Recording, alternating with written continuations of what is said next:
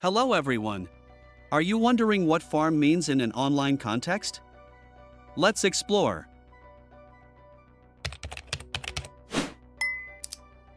In an online context, farm refers to the act of excessively collecting or generating something, like likes, followers, or virtual currency, often through repetitive actions.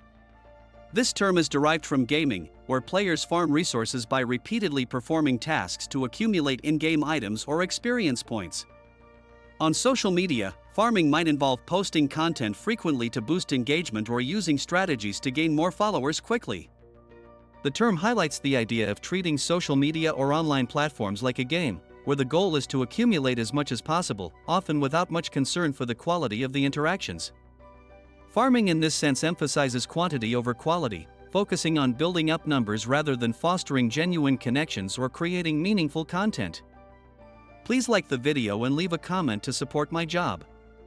Thank you for watching and see you later. Goodbye.